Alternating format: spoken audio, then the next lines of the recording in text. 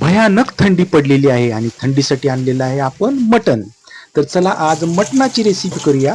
हे मटण मी स्वच्छ 2-3 वेळा धुवून घेतलेलं आहे. तर बघा मी किती छान पद्धतीनं धुवत आहे. तर ह्याच्यामध्ये आलं, लसूण आणि कोथिंबीर आणि एक मिरची याची पेस्ट केली, हळद घातले आणि मीठ घातले आणि ह्याला मी मॅरिनेट करणार. सॉरी, एका दादानं चांगली कमेंट केली होती मला, मॅग्नेट नाही तर मॅरिनेट.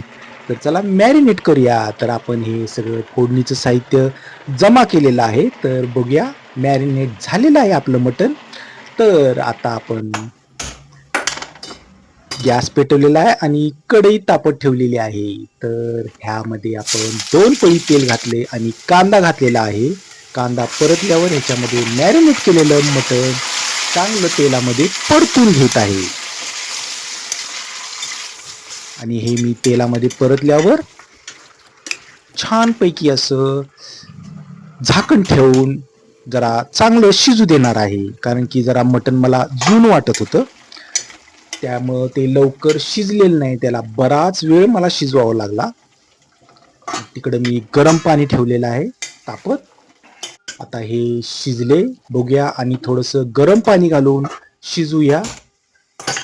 आणि परत कढई तापत ठेवली आहे. मटण जरा शिजलेलं आहे असं मला वाटते.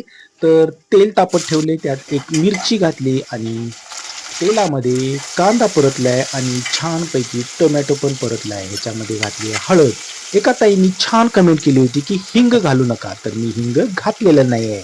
तर तिखट आणि मीठ घातलेलं आहे. तर चला आता हे मटण त्यात घातलेलं आहे आणि थोडंसं पाणी वाढवतो. मला शिजवायचंय मटण. यंदा तर काय मटण शिजत नाही असं मला वाटते, कारण की 1 तास लागला मला शिजवायला. ह्याच्यामध्ये कोथिंबीर पिरली आणि बरंचसं मटण शिजलेलं आहे. तर बघा, कोथिंबीर पिरल्यानंतर मी 10 मिनिटं परत झाकण ठेवून शिजवून घेतलेलं आहे. तर ताटाला लावलेली आहे चपाती आणि भात. हे आपलं मटण झालेलं आहे. तर वाटप न घालता मी मटण केलेलं आहे झटपट आणि इन्स्टंट साध्या पद्धतीनं. तर चला, मटण कसं झालंय मला कमेंटमध्ये सांगा. तुम्ही कशी कमेंट करा, चांगली करा, वाईट करा, खरं यार माझ्याशी कमेंटमध्ये बोला.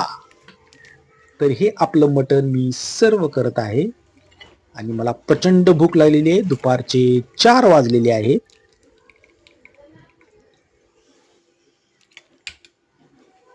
इथे काळीजाचा तुकडा आहे, तो पण घेतो मी खायला. तर चला मंडळी, हे आपलं मटण. थँक्यू.